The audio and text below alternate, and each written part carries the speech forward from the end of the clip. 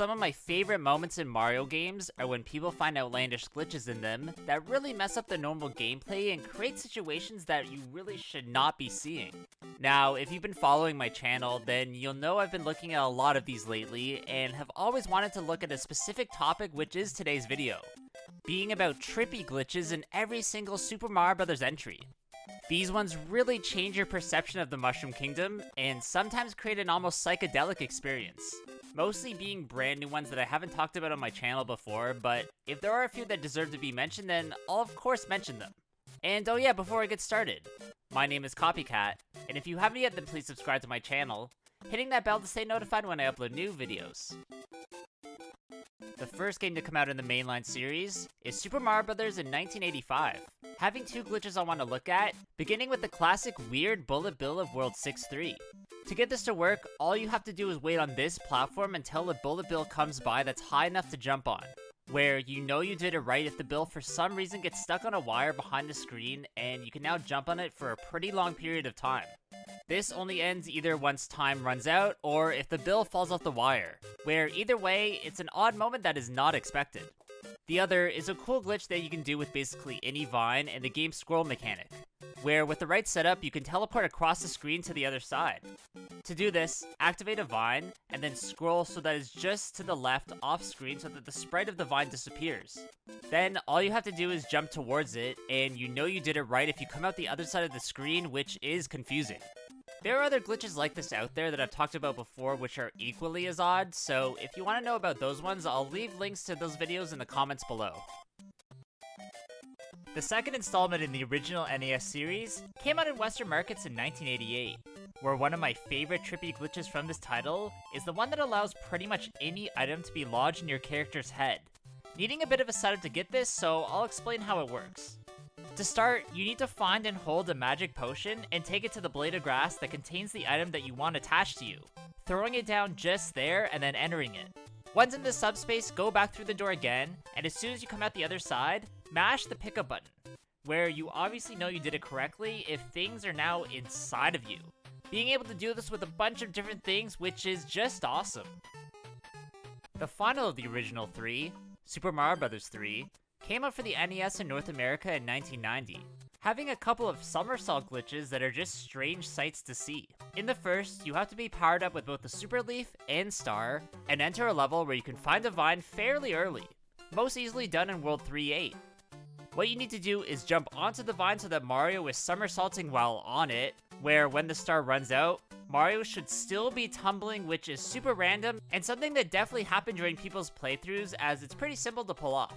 The other also needs you being powered up with the Super Leaf and Star, and it's what happens when Mario jumps off a high height and flutters in this state, as he somersaults while doing so, which is not supposed to happen. I think this has something to do with Mario always doing this maneuver while powered up in Invincible mode and in big form, where the added flutter mechanic crosses over somehow, and the result is this. The first handheld game in the mainline series is Super Mario Land that came out for the Game Boy in 1989, where there's a way in a certain level where you can complete things while being at the top of the screen. This is in World 1-3, where there's a series of super tight jumps that you can pull off where you're able to get to the top of the screen and just run to the end. This game is so rudimentary that I think as long as you pass a certain invisible line, then things can just be beaten. Something you're not able to do in past entries, so that's probably the only explanation. I won't lie, timing these jumps perfectly was really hard, but things are made much easier with the Nintendo Switch Online's rewind feature, allowing me to retry over and over if I messed anything up. Meaning if you're attempting this on the OG system, you'll definitely be in for quite a challenge. Up next is Super Mario World for the Super Nintendo Entertainment System that came out in 1991. Having a pretty small but still pretty funny glitch where you can cause a Cheep Cheep to jump out of the water in an endless loop. This is done in the Donut Plains area of the overworld, where every time you cross this bridge you'll notice that the Cheep will jump up and down, usually meant to just happen once you pass by. However, if you pause the game and enter the view map mode, Mario will pause wherever you press the button, where if you did this while on the bridge, the Cheep will wig out and just keep going and going. Small but trippy. Another useless but still visually odd glitch can occur in the sub-area of the Donut Secret 1 stage, where you'll notice that the pipes are orange when you first enter. This changes if you fly up to a certain part of the screen, where when you come back down, they'll now be green, which makes no sense. I'm guessing during production the color was switched, but because you're going up and down like that, it technically refreshes the last screen that you were on, so things must have gotten overwritten in some way and they go back to their default color. Also, you can mix them somehow, and this is what happens. Probably happening if you end your flight around here at this point, which is a sight I for some reason love, as it's a real head scratcher. The second handheld game to come out was Super Mario Land 2, the 6 golden coins also for the Game Boy, where for this glitch we're gonna have to look at the 80% world record here done by Kongtastic, as the method of doing this takes you to one of the trippiest places you'll ever see. Just as a note before I explain this, apparently this only works in the base 1.0 version of the game, so if you're trying this on the Switch, I don't think it can occur.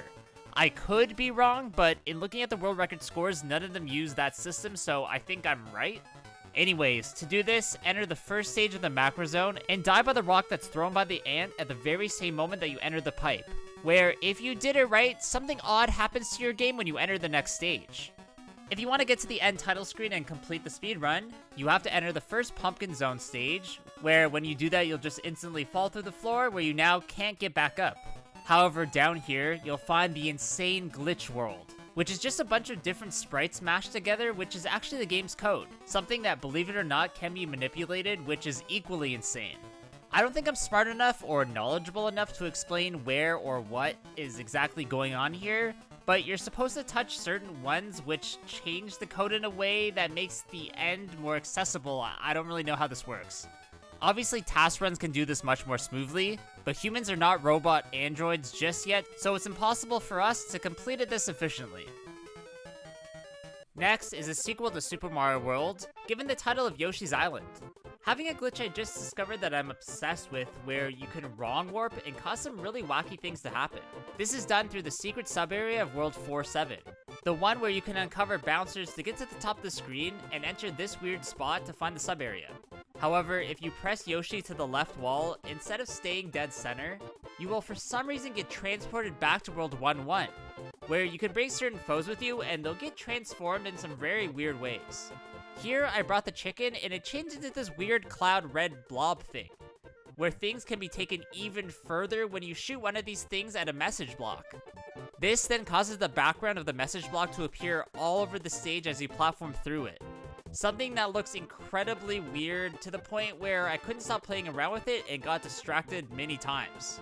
Now, apparently there's even more to this, which is crazy, but I'll save that for another video as there's a lot of ins and outs to it, and I can't really explain it all here. The first game to be based within the 3D realm was Super Mario 64 for the N64, having a glitch where you can see something that you've never seen before, which is a flying chain chomp. This can be done in Bob-omb Battlefield, where to start, you have to ground pound the chomp steak twice, and then head back to the start and grab this crate. Next, you have to throw said crate up the hill, just next to you, and then pick it back up. Where this does weird things to the cube, as when you place it near the chomp steak, it will begin to trip out and lunge upwards into the air. If that's not weird enough, things get even crazier if you ground pound the one-hit steak, which releases the foe, where if you did it right when it's at its apex in the air, it will now leap all the way up into the sky. Eventually it will come back down and bounce again, where after doing this a few times, it will go through the cutscene and hop away as if nothing happened. I'm honestly surprised you can get out of this without soft-locking the game in some way, and I equally can't believe that this can even occur. It's just odd. The next game to come out, also based within the 3D realm, is Super Mario Sunshine for the GameCube, containing a glitch where you can make the entirety of Delfino Plaza disappear. To do this, you need to gather the rocket nozzle and make your way to the entrance of Rico Harbor, pressing up against this wooden part of the door so that you're slightly clipping through it. Next, charge up the rocket nozzle and jump and release it at its full power, where at the apex you should randomly clip through into the room, which is actually invisible in the stage above you until you're in it, if that makes sense. Where at your highest height you just need to dive, and if you did it right you'll travel through the wall and into this alternate Delfino Plaza, which is invisible. You can look around and see certain secrets, but can't travel through walls to collect them as they're technically still there, so you'll interact with everything as normal. This is easily fixed by just entering the cannon to Pinna Park, as when you go back to the overworld, everything is fixed, and you can play the game as normal once again. Nintendo would return the series to its 2D roots with the creation of New Super Mario Bros. For the dual screen system, having a glitch where you can get stuck in a swinging animation in a certain cloud of World 7-1. This area can only be accessed if you ride on the wing ? Block, which takes you to a hidden pipe at the end of the first area, where here you can grab hanging poles / ropes that you can use to swing Mario back and forth on. If you time it perfectly and swing Mario into this cloud, he can become detached from the pole, but still be swinging, which just looks odd. I think the game still thinks your character is climbing, as I once pressed down and I teleported back to the pole and fell off it, which was equally as crazy, although not really the point of this glitch. Up next is the Space-based Super Mario Galaxy for the Wii. Having a really off-putting glitch where you can remove the music from your gameplay and just enjoy the endless silence of space.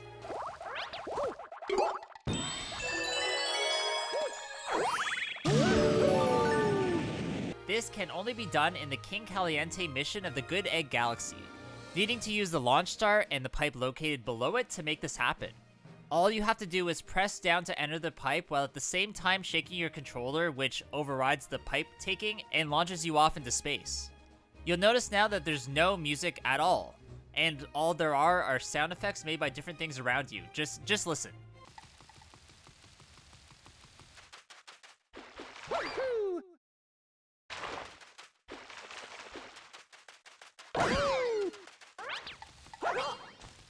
The second installment of the New Super Mario Bros. Sub-series came out for the Wii in 2009, where you can cause a Spiny to do something physics-defying if you set things up properly.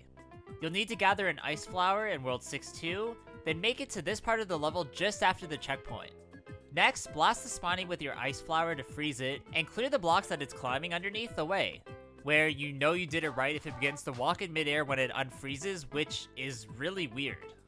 Honestly, you'd expect it to just fall to the floor as it normally would when nothing's there, as it usually does, so it's something to do with freezing it that causes this to happen. I'm not quite sure. The follow-up to Super Mario Galaxy would also come out for the Wii, but this time in 2010, having a very weird moment where the level can glitch out if you come back from a certain sub-area. This is the Chimp Bowling one of the Melty Monster Galaxy, where you have the option of going back to the other part of the stage where you started once you get to the bowling part down this pipe, where for some reason you'll now see the outside of the sub area, which presents itself as a giant black void. This is not supposed to be there, as usually it's just endless space. Probably created in the game to save memory, but I'm surprised they even give you the option of going backwards to see this in the first place. It's sort of mesmerizing to look at, as it's really trippy, so it deserves to be shown here. Nintendo would perfectly blend aspects of the series' 2D and 3D realms with the release of Super Mario 3D Land for the 3DS. Having two quick glitches I want to look at, starting with the Infinite Tanuki statue one. All you have to do to get this to happen is, of course, be in Tanuki form and get to this part of World 2-1. Just needing to enter statue mode on one of these falling platforms, and this will happen over and over. The other is a weird camera glitch that can occur if you jump behind a certain part of the screen of World 7-5. Where for some reason the camera glitches out and speeds forward past where you're supposed to die. Weird. The final installment of the new Super Mario Bros. Sub-series first came out on the Wii U and later would be released in deluxe version on the Switch, having a trippy way of being able to carry a level's checkpoint flag if you use a certain power-up. This is the Ice Flower, and the level this can work in is Acorn Plains 5. Where all you have to do is freeze an enemy and pick up its block and carry it under the flag. You'll notice that you can carry said flag around on the ice block now, being able to even take it to the end flagpole if you want, which is really out of place. Also, you can drop the flag and trigger it somewhere else in the stage, which is crazy, but you'll just return to the checkpoint as normal if dying, so it's not really that helpful at all. Nintendo would follow up Super Mario 3D Land with Super Mario 3D World for the Wii U, having a weird glitch where Toad can get stuck to a snowball and things can get messed up. This is done in World 3-1, aptly named Snowball Park, only being able to do this as the small version of Blue Toad. First, needing to clear away any of the snow pokies, as they really do get in your way and are annoying otherwise. All you have to do is place a snowball as far as you can to the right, and then long jump into it and press the grab button, where for some reason Toad will grab it but start to move backwards and float in midair as if magic. If you hold back, then Toad will begin to speed up really fast, which is a really funny sight to see, and I just love how broken this game is. One of my favorite games in the series is the absolutely massive Super Mario Odyssey for the Nintendo Switch. Having a glitch that involves a Wiggler from the Lost Kingdom and the Uncle Amiibo robot thing. If you're able to get on top of this robot by stretching on it from a bit of a slope, then when you extend again, you'll begin to rotate with the bot where things can get wild. Usually you just twitch a bit and sort of contort, which is great on itself, but eventually I was able to get it to spin me in a complete circle. Just watch.